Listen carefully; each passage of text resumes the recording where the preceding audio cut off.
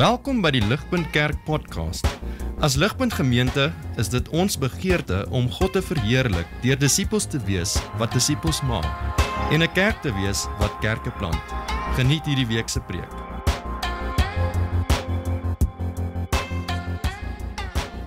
Ek lees vir ons 1 Korintiërs 6 vers 12 tot 7 vers 9 uit die Afrikaanse 2020 vertaling. Hierdie is die woord van God. Alles is my geoorloof, maar nie alles is voordelig nie. Alles is my geoorloof, maar ek sal my deur niks laat oorheers nie.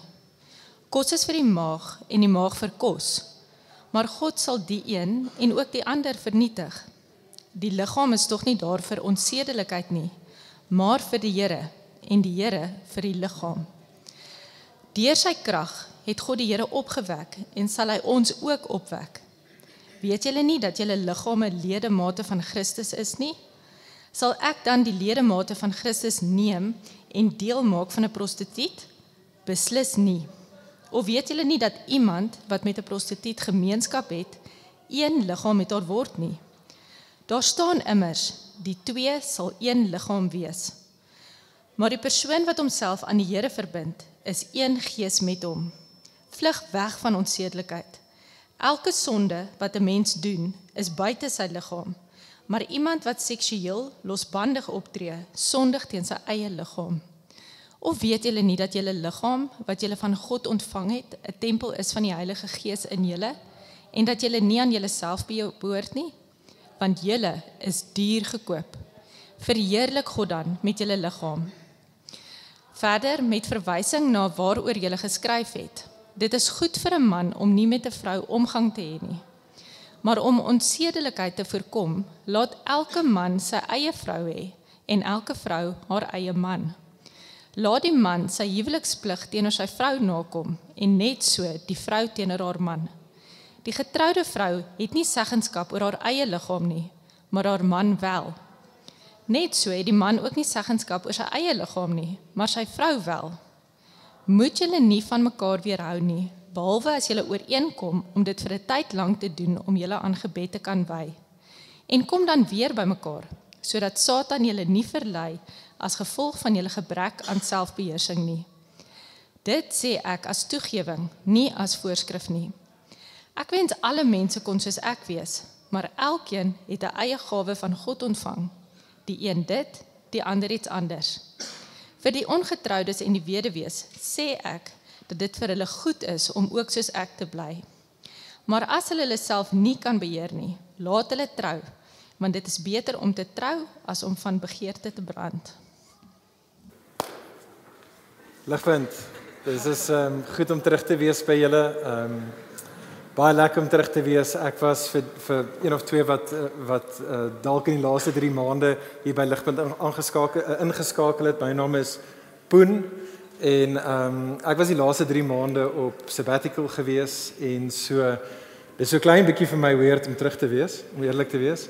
En maar die laaste 3 maande was baie geseënd geweest. 'n Wonderlike tyd gehad, die tyd wat ek in Amerika kon spandeer, was goed geweest. Die studieverlof het goed gegaan. En ook so die 1 maand van vakansie en rus saam met die familie. En so dit is vir my baie lekker om terug te wees en ek is baie dankbaar. Wat ek nie heeltemal oor so dankbaar is nie, is dat in die 3 maande wat ek weg was, het Elof en Johan van Asweging besluit dat hierdie teksgedeelte sal 'n goeie eerste preek vir my terug wees. Kom ons gooi hom in die diep kant in en laat Poen 'n bietjie oor seks praat op die eerste Sondag wat hy terug is. En so baie dankie vir julle dat julle my meer soos Jesus wil maak. Deur swaar kry en so nee, ja, gegrap sommer. Dit is 'n wonderlike gedeelte, soos al die gedeeltes in die Bybel en dit is belangrike waarhede vriende wat ek dink ons nie genoeg oor gesels nie. En so ons wil nederig en stil onsself onder God se woord inbring en sê Here, praat met ons. Verander ons wêreldbeeld wat meer gevorm word deur Hollywood baie kere. Selfs ons as Christene as die woord, en so kom en vorm ons en verander ons en vernuwe ons. En so, ek wil dit ook nou bid. Ek wil bid dat die Here nou met ons sal praat en dat hy met ons sal ontmoet. Ons het dit uitgestuur, net voor ek bid, ons het dit uitgestuur as 'n WhatsApp gister aan almal wat op ons WhatsApp groepe is en gesê dat ons praat vandag regtig oor seksuele intimiteit. En so dit mag wees dat jy as 'n ouer hier is en jou kind wat tans hier in die vertrek nog is, of dalk jou tiener, voel jy dat hierdie is nie iets wat jy voel hulle nou reg is om hierdie gesprek dalk te hoor vanaf 'n preekstoel af nie. En dit is natuurlik elke ouer se besluit daai, maar ek wil dit maar net weer genoem het. Kom ek bid vir ons en kom ons vra dat die Here nou met ons sal ontmoet.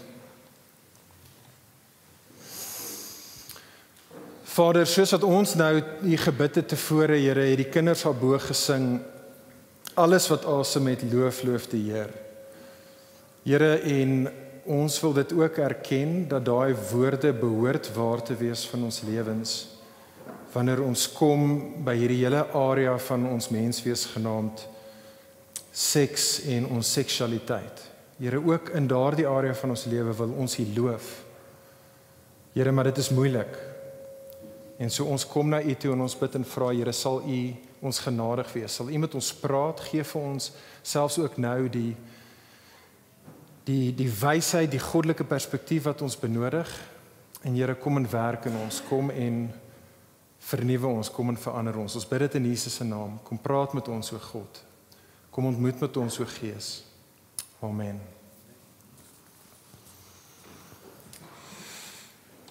So, die mense wat my goed ken sal weet dat ek het nie 'n baie goeie geheue nie. En vir een of ander rede, die een ding wat my brein kan onthou is liedjies. So ek kan baie dinge nie onthou nie, maar die een ding wat ek onthou is liedjies.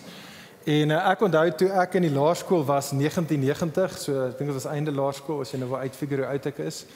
Maar in 1990 het daar 'n liedjie uitgekom deur 'n R&B groep Salt and Pepper. Ek weet nie of party van die ouer mense hulle sal onthou nie. Let's Talk About Sex. Alright. Is die naam van die lied. Nou, dit is nie 'n goeie lied nie, is nie regtig baie musikaal nie. Dit was 'n treffer net want dit oor seks gehandel en seks verkoop.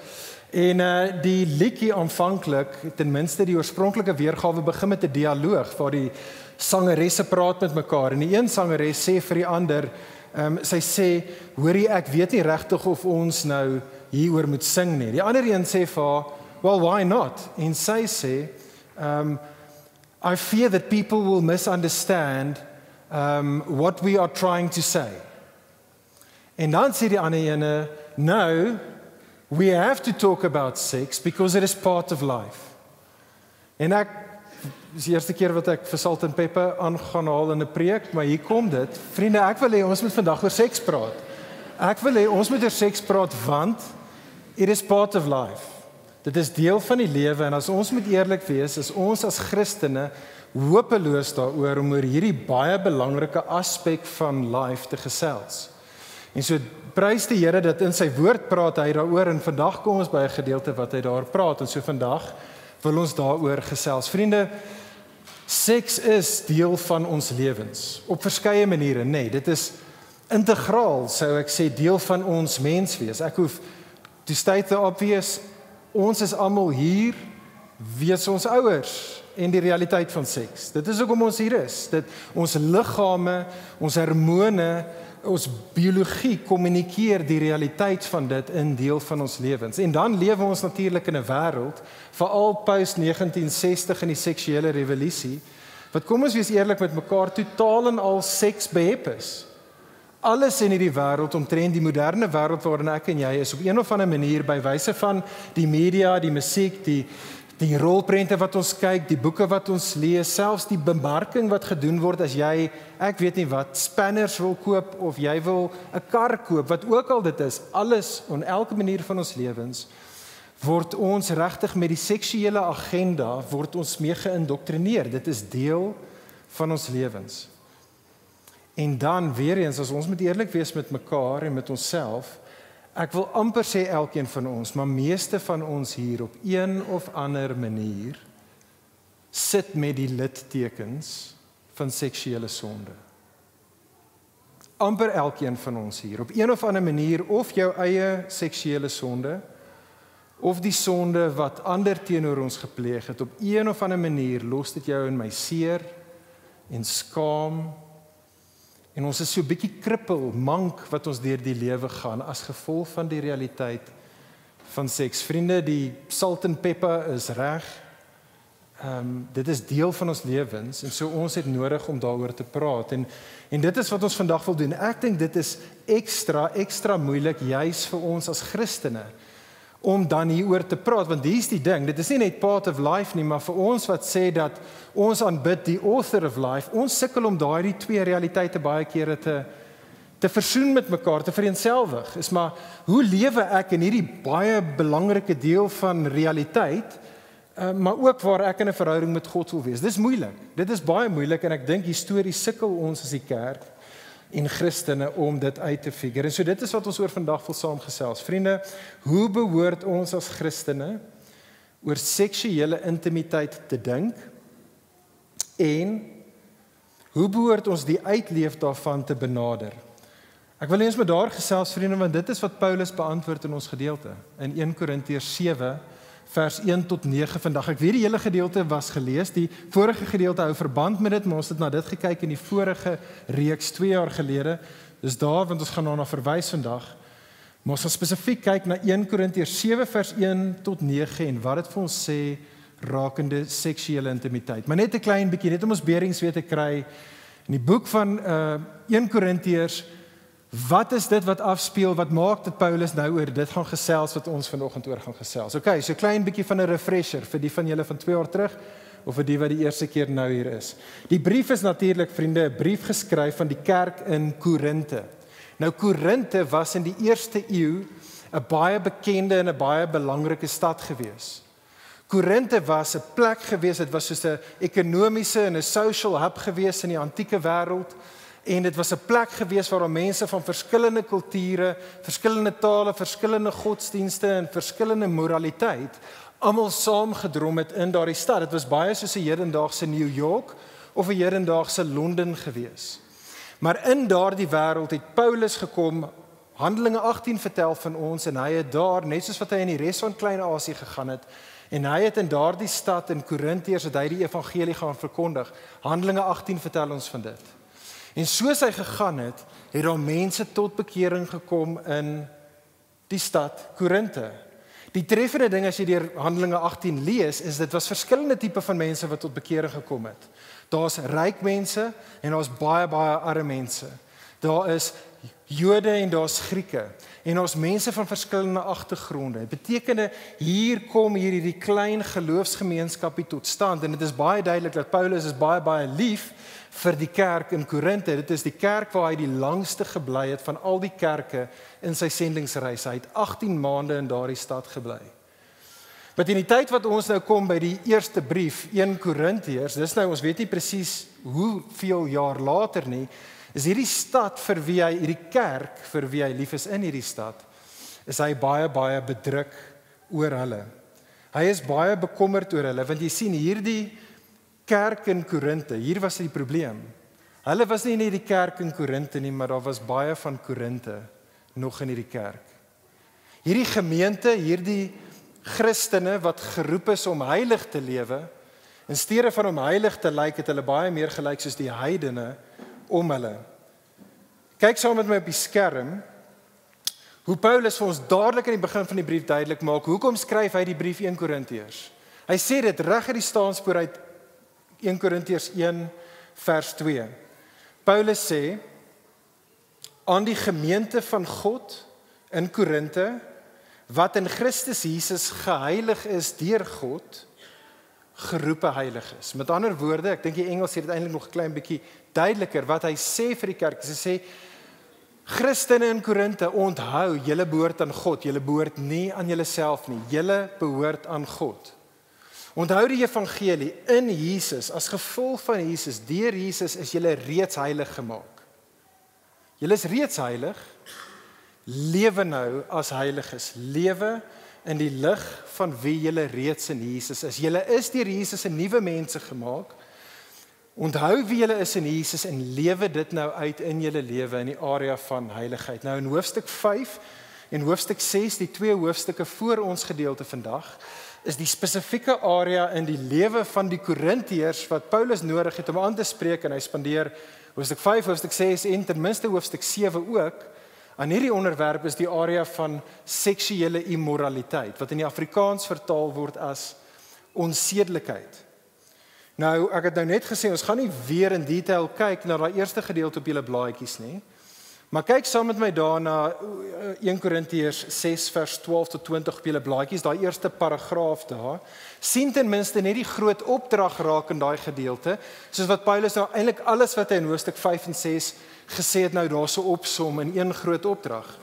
Paulus sê vir die kerk, vlug van seksuele immoraliteit. Christen, moenie flirt met seksuele immoraliteit nie. Moenie kyk hoe naby aan die afgrond kan jy kom nie.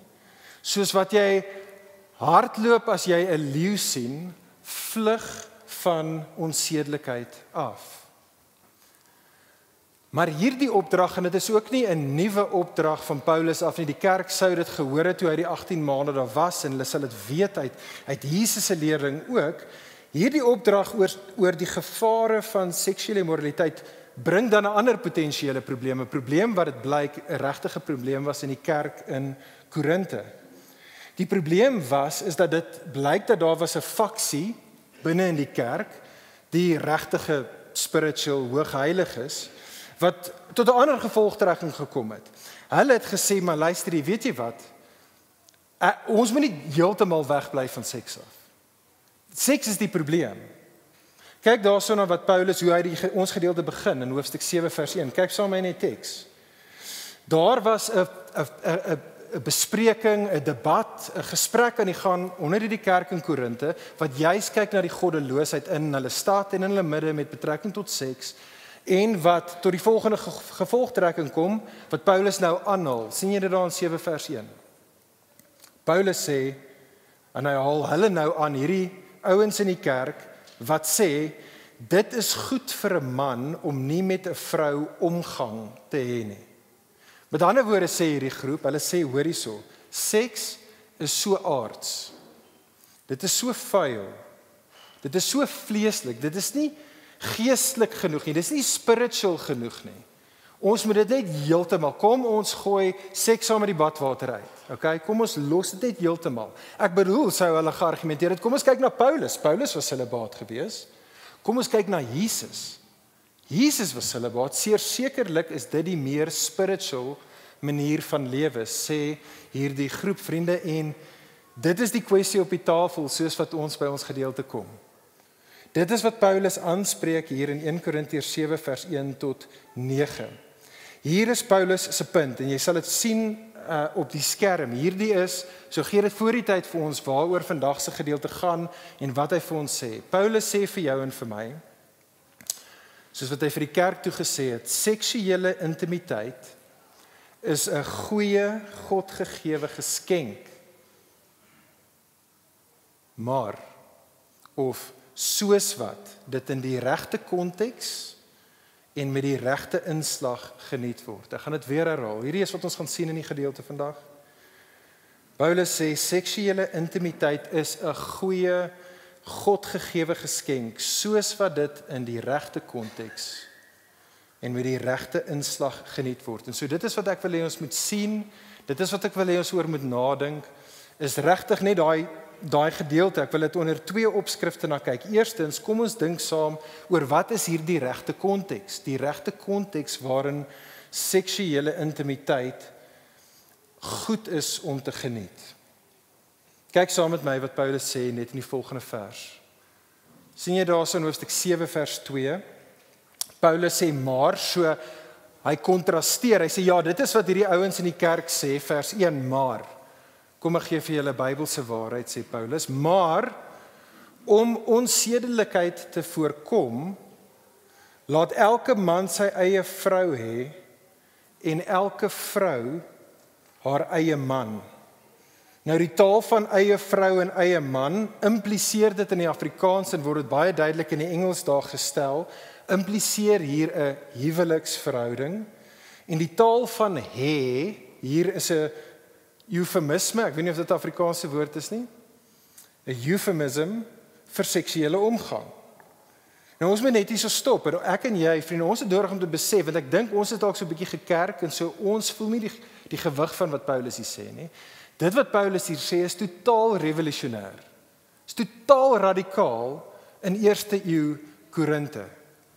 Wanneer dit kom by seks en seksualiteit, eerste eeu Korinte, en jy kan hierdie gaan opkyk, was polygamie was aan die orde van die dag gewees. Baie kere was 'n man het nie net een vrou gehad nie, maar 'n man het baie vrouens gehad. Tweedens, baie kere al was dit baie keer die geval dat mans net een vrou gehad het daai man wat een vrou gehad, sy vrou was daarso vir kinderspaar, kos maak, huis skoonmaak, maar hy het seksuele genot baie kere by prostituie gaan kry. En dit was nie iets wat hy moes in geheim gedoen het nie, dit was sosiaal totaal en al 'n aanvaarbare ding. Dit was ook nie eers ongehoord in eerste eeu Korinte en in die antieke wêreld van daardie tyd. Dit was nie eers ongehoord vir 'n getroude man om seksuele omgang met 'n ander man te hê en selfs ook met jong seuns nie. En dit is in so 'n wêreld waarin Paulus hierdie handgranaat wat hoofstuk 7 vers 2 is gooi. Dit is in so 'n wêreld waar Paulus sê nee, nee, nee. Paulus sê seksuele intimiteit is goed en dit is wonderlik, maar alleenlik in die konteks van 'n huwelik tussen een man en een vrou. Nou weer eens, hier is nie Paulus se blink idee nie. Dit wat Paulus hier leer is presies wat mense sien met betrekking tot die seksuele etiek reg deur die Ou Testament, as ook Jesus se seksuele etiek. Kyk saam met my daarso na die eerste paragraaf in 1 Korintiërs 6 vers 16. Paulus daar verwys daar na bekende woorde, en jy mag dit dalk herken, waar hy praat in die tweede helfte van hoofstuk 6 vers 16, waar hy sê, die twee sal een liggaam wees, of die twee sal een vlees wees. Nou Paulus haal daar een van die belangrikste, en ek sê belangrikste, want dit word een van die tekste van die Ou Testament wat die meeste in die Nuwe Testament aangehaal word. Hy haal daarso ook aan, of verwys ten minste na Genesis 2 vers 24. In Genesis 2 vers 24, reg in die begin, ingebak in die skepingsorde, ingebak in hoe God die mens gemaak het. Genesis 2 vers 24 lees, daarom sal 'n man sy vader en sy moeder verlaat, en hy sal hom aan sy vrou verbind, en hulle sal een vlees word. Daai woorde word dan reg deur die Ou Testament op verskeie plekke aangehaal om te verwys na die huwelik. Die een vlees realiteit word aangehaal om te verwys in die Ou Testament na die huwelik.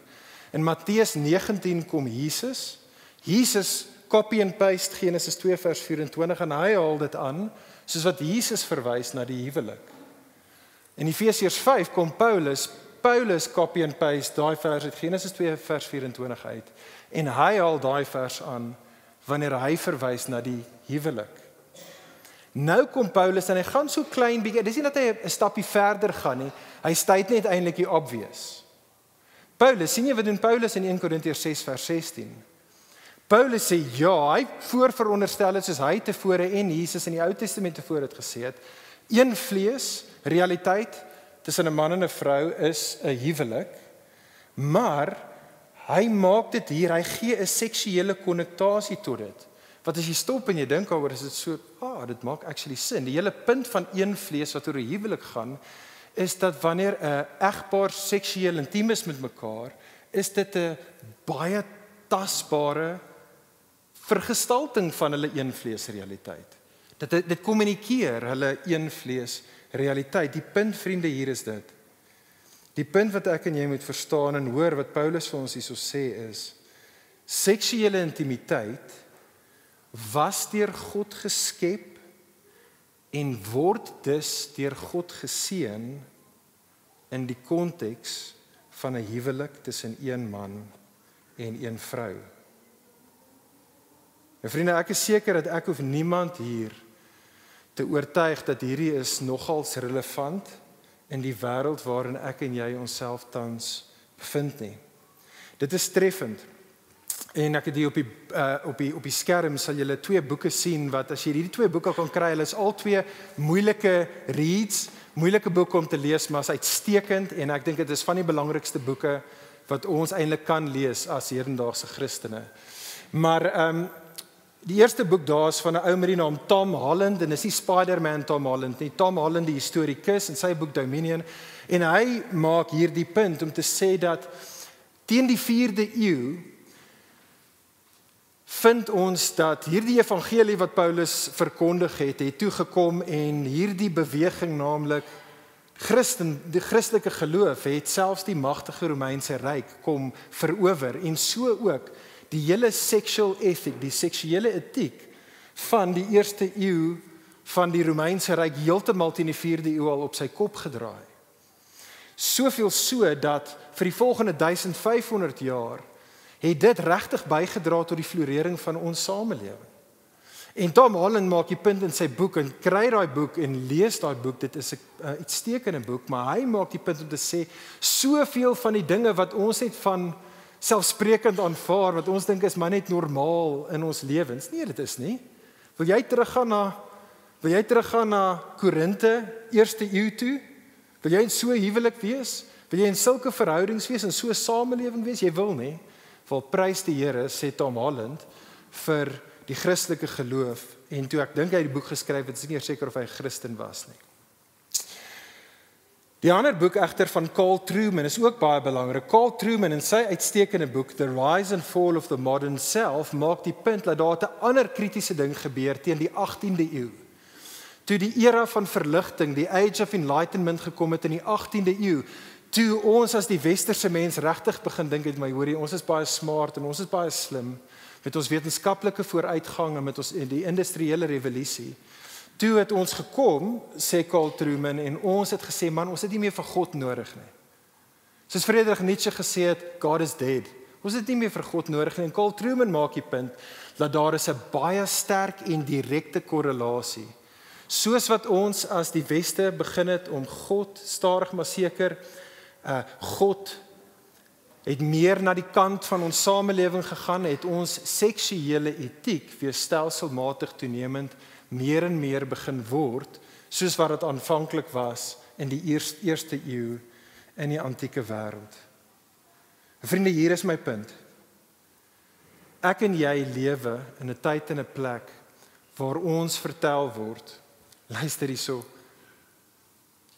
doen wat jy wil, wees wie jy wil wees. Ek en jy, ons lewe in 'n wêreld, vriende, waar Hollywood en die slim ouens van ons wêreld vir jou en vir my sê, man, seksuele intimiteit hoef nie binne in 'n konteks van 'n huwelik te wees nie. Jy kan, enige tyd kan jy die vrugte van die wonderlike lewe kan jy geniet, soos jy wil, wanneer jy wil, met wie jy wil. Ek en jy lewe al vir baie dekades in daai tipe van wêreld. Ons lewe in 'n wêreld wat vir jou en vir my sê, man, ons kan herdefinieer wat is 'n huwelik. 'n Huwelik hoef nie te wees tussen 'n man en 'n vrou nie. 'n Huwelik kan wees tussen 'n man en 'n man. 'n Huwelik kan wees tussen 'n vrou en 'n vrou. Ons lewe selfs nou in 'n wêreld wat vir ons sê, ons kan selfs herdefinieer wat beteken dit om 'n man te wees? Wat beteken dit om 'n vrou te wees? Vriende, ons lewe in daai wêreld, ons lewe in die wêreld wat vir jou en vir my sê, ons is besig om progressive te wees. Ons is besig om vooruitgang te maak, maar dit is 'n leuen. Ons is nie besig om vooruit te gaan nie. Ons is besig om terug te gaan. Ons is baie vinnig volstoom op pad terug na Korinte van die 1ste eeu toe. En dit, vriende, is die wêreld waarin ek en jy onsself bevind. Nou, oppas hierso Christen, dat jy hierso sit self-righteous en sê, hierdie verskriklike wêreld daar buite. Ja, weet jy, dit is net terrible. Nou, onthou wat Paulus gesê het in 1 Korintiërs 5 vers 10. Paulus het in 1 Korintiërs 5 vers 10 gesê, Christen, dis nie ons besigheid om die wêreld te oordeel nie. Hy het dit gesê toe hy gepraat het oor seksuele immoraliteit. Dis nie ons job om die wêreld te oordeel nie. Hulle sê nie dan Jesus is hulle koning nie. Hoekom wil jy hê 'n wêreld wat nie Jesus as koning erken nie moet lewe asof hulle Christen is? Maar 1 Korintiërs 5 vers 11, ons is die kerk het nodig om mekaar te oordeel. Ons is die kerk het nodig om mekaar verantwoordbaar te hou oor die naam wat ons voorhou as ons sê dat ons Christene is. En so ligpunt, ek is jammer, eerste preek terug in 3 maande. Maar kan ek vir ons vra, vergeet van die ouens daar buite. Kan ek vir elkeen van ons vra, ons wat onsself hier in Korinthe bevind? Ligpunt, hoeveel van Korinthe is daar in ons kerk? Hoeveel van Korinthe is daar in ons kerk? As jy vandag hier so sit en jy's 'n Christen en jy sê jy's 'n disipel van Jesus, kom elkeen van ons, en ek sluit myself hierby in, kom ons doen selfondersoek en ons vra onsself af, waar is ek besig om beide oor hoe ek dink oor seks en wat ek sê oor seks en hoe ek my lewe uitleef, waar is ek besig om buite die konteks van die huwelik probeer om by wyse van seksuele intimiteit die goeie lewe na te jaag? Kom ons vra dit vir onsself af en kom ons kyk na die storie van Adam en Eva as die waarskuwing vir ons. Kom ons kyk na die storie van Israel as die waarskuwing vir ons, wat vir ons sê, wanneer ook al ek en jy die goeie lewe najaag, buite God se goeie grense, gaan dit nie goed uitdraai vir ons nie. Die goeie lewe kom nie op daardie manier nie, dit eindig altyd in gebrokenheid en in chaos. Nou vriende, ek besef dat hierdie is 'n moeilike lering. Ek besef dat daar sit ongetroudes hier, wat nie die lewe gegee is op hierdie stadium, en dalk nooit gaan gegee word om getrou te wees nie. Ek besef dat daar is getroudes hier, wat vir wat ook al die rede mag wees, nie die goeie geskenk van seksuele intimiteit, selfs binne in hulle huwelike, tans kan, of dalk ooit gaan geniet nie. En ek wil vir jou sê, as dit jy is, en ek bedoel dit, ek is jammer oor die kruis wat jy dra. Ek is van die oortuiging dat hierdie spesifieke kruis van ons begeertes tot seksuele intimiteit, ek dink dit is een van die moeilikste kruise wat gedra kan word in die Christenlewe. Ek wil nie nou meer daaroor sê nie, want volgende week gaan ons die heel week praat in die res van oor 1 Korintiërs 7 oor ongetroudes, en die week daarna gaan ons die res van 1 Korintiërs 7 ook praat verder oor die huwelik. So ons sal dan meer daaroor gesels. Maar wat ek net nou wil sê is, ek wil elkeen van ons uitnooi en sê, kom ons begin toenemend 'n geloofsgemeenskap wees wat hierdie gesprekke met mekaar voortsit. As hierdie worsteling is in jou lewe, kom ons praat meer daaroor met mekaar in die konteks van jou ligpunt gesin. Kom ons praat daaroor, trek dalk iemand eenkant wie jy vertrou, praat dalk met jou ligpunt gesinleier. Kom praat met die ouderlinge daaroor as jy gemaklik voel om met ons te praat. Kom praat met Dewald of met een van ons ander beraders daaroor. Ek dink ons het nodig as Christene, juis met ons worstelinge in die verband en met ons sondes in die verband, om meer hieroor te praat. Dit is deel van ons lewens, ons het nodig om meer daaroor te praat. Maar kom ons gaan verder, want Paulus gaan aan. Hy sê vir ons dat seksuele intimiteit is goed, nie net as dit in die regte konteks uitgelewe word nie, maar ook as dit by die regte inslag uitgelewe word. En daar's 2 aspekte tot die regte inslag waarin seksuele intimiteit in 'n huwelik goed is, sê Paulus, en ek wil hê ons moet dit daar in die gedeelte sien. Alright, is julle nog by my? Is ons nog wakker? Is dit nog by? Okay, ek sien nie baie glimlagte nie. 2 aspekte vir die regte inslag vir seksuele intimiteit in 'n huwelik. Die eerste ding wat Paulus hier vir ons sê, en sien dit saam met my in die teksgedeelte, is hy sê dat seksuele intimiteit is goed in 'n huwelik. Eerstens, wanneer dit dienend tot voordeel van jou lewensmaat geskied. Dan is dit goed. Dis nie net sommer net goed nie. Dis ook nie net sommer net goed as jy in 'n huwelik is nie. Dit is goed as dit dienend tot voordeel van jou lewensmaat geskied. Paulus draai nie doekies om nie. Paulus maak dit baie duidelik, dit wat ons almal weet, en dit is dat die mens het seksuele drange. Sien jy dit daar in vers 2, in ten minste die Engels vers 2 sien jy dit.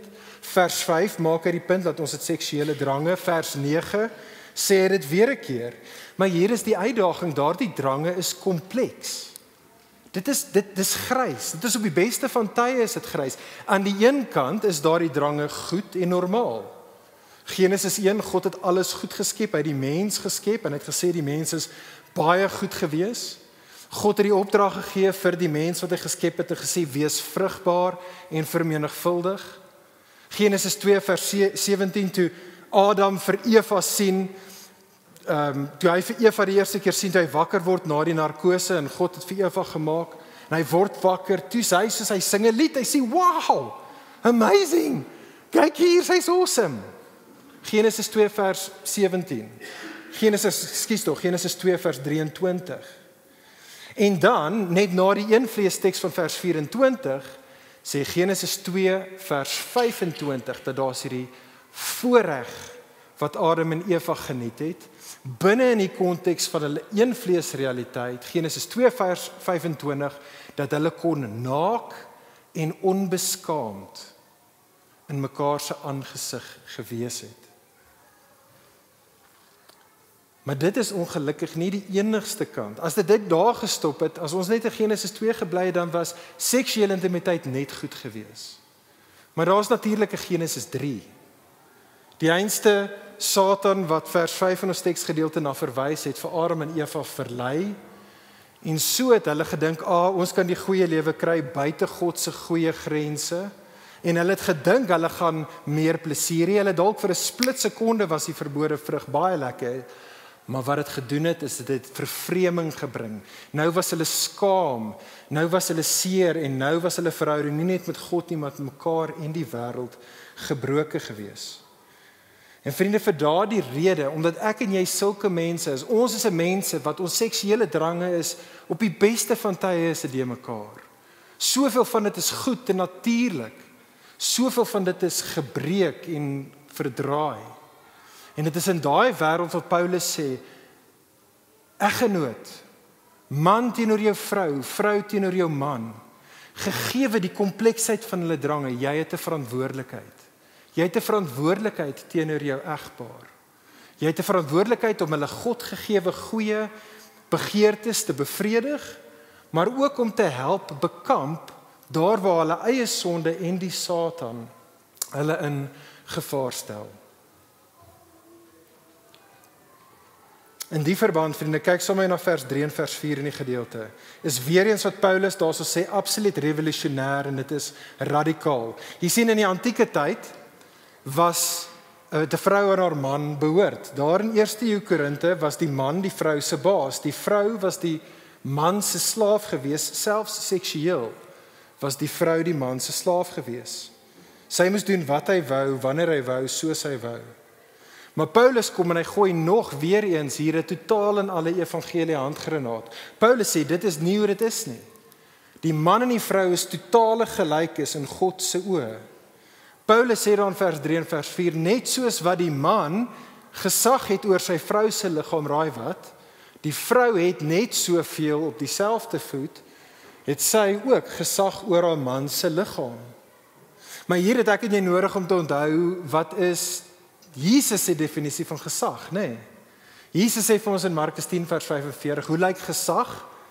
Jesus sê, ware gesag is nie besig om ander te kry om jou te dien nie. Ware gesag is om jou lewe neer te lê, soos wat Jesus gedoen het op die kruis, om jou lewe neer te lê, om ander te dien. En so dit is wat Paulus ook dan 'n egpaar toe tot nooi. Nou ek het in die laaste 20 of wat jare was ek baie betrokke by huwelikskursusse en huwelikspraatjies en seminare en sulke dinge. En ek kan vir julle sê 'n ligpunt by verre weg. As jy my moet vra, wat is by verre weg die nommer 1 tip vir 'n huwelik, net oor die algemeen? Dan is dit loshande. Daar's niks wat naby dit kom, dink ek nie. Die nommer 1 tip vir die huwelik is om te sê, kyk na Jesus. Hou jou oë altyd op Jesus. Herinner jouself elke dag aan Jesus se liefde vir ons. En onthou, hoe het Jesus se liefde gelyk? Hoe het Jesus se liefde gelyk? Jesus het sy lewe neergelê. Hy het sy gesag beoefen deur homself te gee ten einde ons voordeel na te jaag. Dis die evangelie. Nou in die huwelik wat jy doen is jy kyk na Jesus en jy doen presies dieselfde. Jy kyk na Jesus en uit dit wat Jesus gedoen het, lê jy jou lewe neer, jy raak 'n dienaar tot die voordeel van jou eggenoot om hulle te seën. En wat Paulus sê, daai tip vir die huwelik is nie net waar in al die ander kamers van jou huis nie. Dit is net so waar, indien nie nog meer belangrik, dat jy daai evangelie waarheid sal uitlewe binne in die slaapkamer ook nie. Nou ek besef dat daar is 'n gevaar as ons hoor van dat ons het nodig om ons eggenote te dien seksueel. Daar's 'n gevaar dink ek vir jou en vir my om te hoor dat my liggaam behoort nie aan myself nie. Maar ons het natuurlik nodig om hier te onthou wat hierdie gedeelte wat dit vir ons hierso sê, is dat hierdie gesag word deur beide geniet en jy het ook dus die gesag om nee te sê. En so ek wil dit sê, want gewoonlik is die in 'n huwelik wat seksueel dink ek aan die kortste end van die toukie trek hierso, is dit die vrouens. En so wat die gedeelte vir jou en vir my sê is, vrou, jy het die gesag om nee te kan sê. En daar kom tye en plekke in huwelik waar jy nee sê vir sekere dinge en jou man hoor jou nie, en ek sou sê daar's 'n tyd en 'n plek waar jy ten minste jou Christen vriendinne of jou geloofsgemeenskap kan intrek om jou God gegewe gesag te kan uitoefen in daardie area. En so daar's tye en plekke waar ons daai gesag van ons as man en vrou kan beoefen. Ek dink as ons werklik Jesus voor oë sal hou, as ons lewens neerlê en nie ons eie voordeel najag nie, maar ons eggenoot se voordeel najag, dan as jy so 'n man gaan wees en vrou, as jy so 'n vrou gaan wees, dan dink ek behoort baie van die hartseer wat uitspeel in ons seksuele intimiteit behoort nie daar te wees nie. Maar weer eens het ons nie hier genoeg tyd om justice te doen wat alles hier gesê moet word nie. En so weer eens wil ek vir ons uitnooi en sê, kan ons 'n gemeente wees wat meer hieroor praat? En hier praat ek van binne in 'n huwelik. Man, vrou, julle wat hierso sit en wat reeds getroud is hier. Ek weet nie hoe baie praat julle oor julle seksuele intimiteit. Ek praat nie van beklei daaroor nie. Ek praat van praat daaroor nie. Kan ek ons uitnooi? Kan ek ons aanspoor? Ek dink die eerste plek vir ons om te begin is om met 'n oop Bybel te sit en met mekaar, man en vrou, te praat hieroor. En man en vrou vir mekaar te sê, hierdie is hoe ek dink vers 3 en vers 4 prakties kan uitspeel in ons huwelik. Kan ek ons aanspoor, man en vrou, soos wat ons dit doen in daai gesprekke hê, kan ons saam na God toe kom, en ek wil jou uitnooi egpaar om dit te doen, kan ons vir God jammer sê?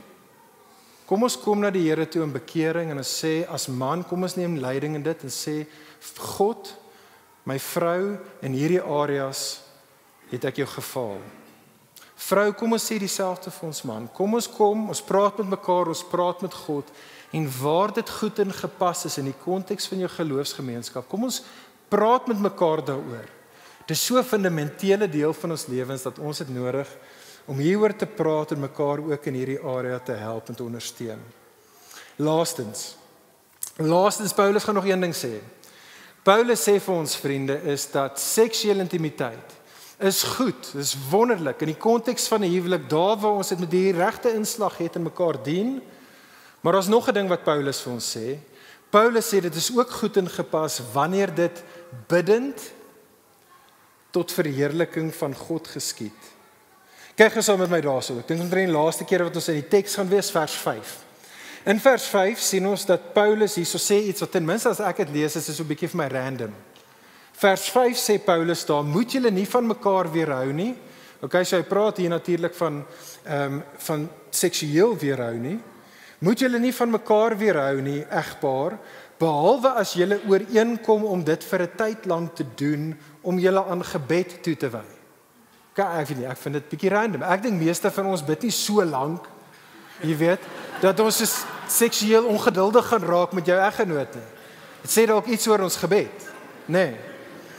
Ek dink wat Paulus hierna verwys eintlik is oor gebed, maar ek dink hy praat hier oor iets wat ook ons hopeloos in kort skiet as moderne Christene. Ek dink is die hele area van om te vas.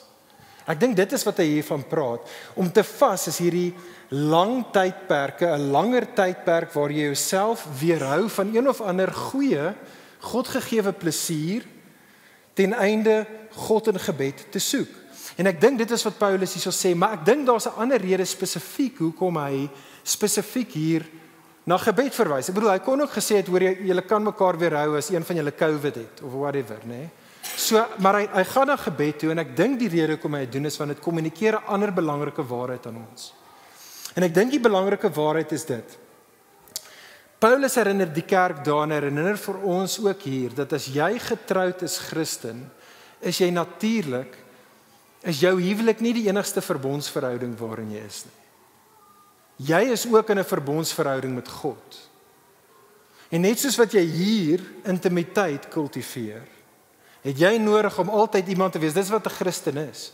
Ons is meer as op enige ander plek besig om hier intimiteit te kultiveer met God.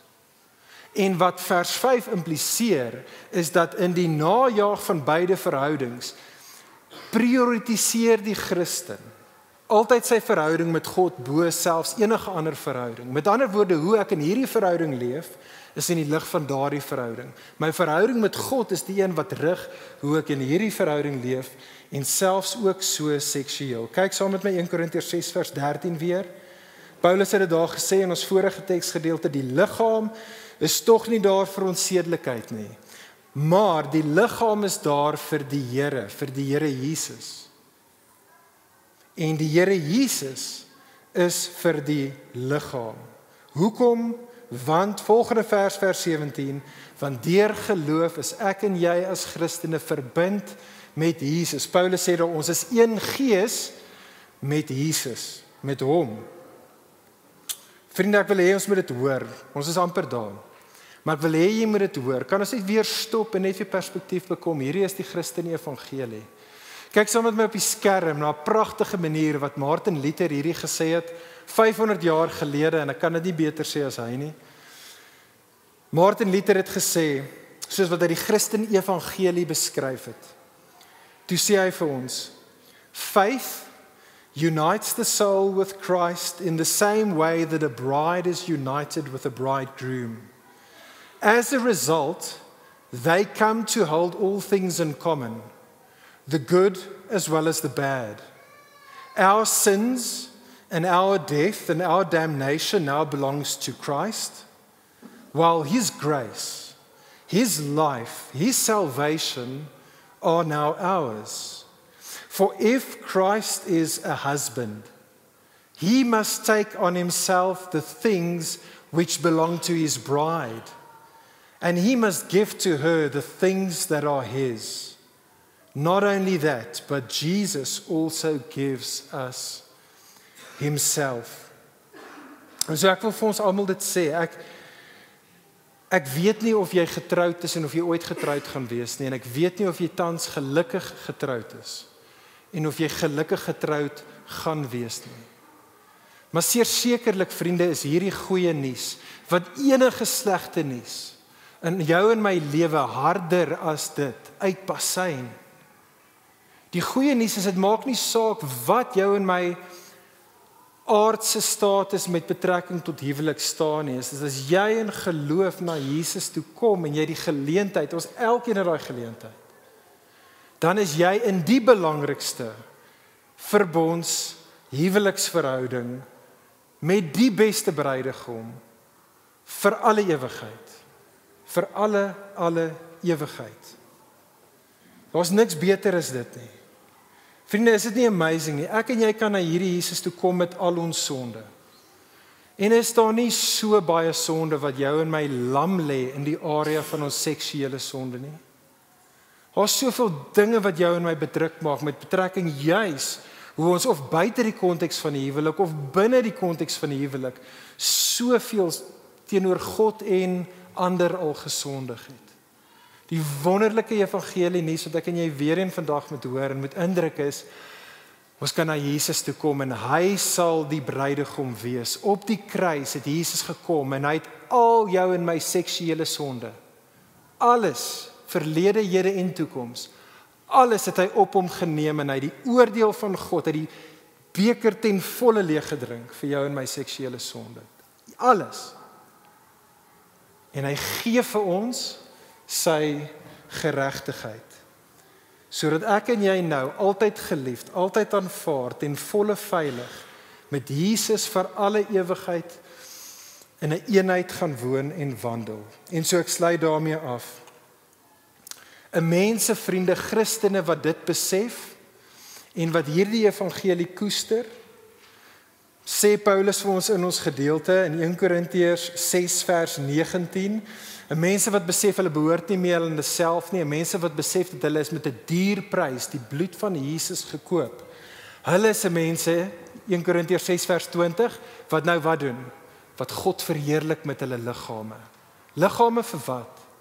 Wel vir seksuele intimiteit. Vriende, ek en jy, ons aanbid nie net vir God wanneer ons liedjies sing soos vroeër vandag nie. Ek en jy het die wonderlike geleentheid dat ons kan God aanbid met ons seksuele intimiteit met ons lewensmaats. So kom ons lewe tot die glorie van God ook in dit. Ligpunt, mag dit waar wees van ons as 'n gemeente. Kom ons bid saam. Hemelse Vader, ons loof en ons prys U vir U seun Jesus. Ons loof en ons prys U dat U ons gemaak het soos U ons gemaak het en U het selfs die huwelik gegee, juis sodat ons beter kategorieë kan hê vir wat dit vir ons beteken om in verhouding met Jesus te staan. Here Jesus, ons loof en ons prys U dat U is die goeie bruidegom. Ons loof en ons prys U dat ons is verbind aan U, nie op grond van ons toedoen of hoe goed ons is nie, maar ons is verbind aan U, aan alles wat U gedoen het, die straf wat U geneem het en die gehoorsaamheid wat U geleef het. Here Jesus, ons kom in hierdie oomblik, deur die Gees, en ons kom rus opnuut in ons verhouding met U. En Here, ek bid vir die in ons midde wat nie in 'n aardse huwelik is nie, dat U met hulle oë gefestig op Jesus, dat U vir hulle deur die Gees sal bekragtig om weer op te staan daar waar ons dalk sukkel, om op te staan en om in gehoorsaamheid te wandel soos wat ons kyk na Jesus. En Here, ek bid vir elke huwelikspaar hierso, man en vrou, om ook in geloof en bekering op te staan, te kyk na Jesus en om U, o God, te verheerlik, ja, selfs met ons liggame.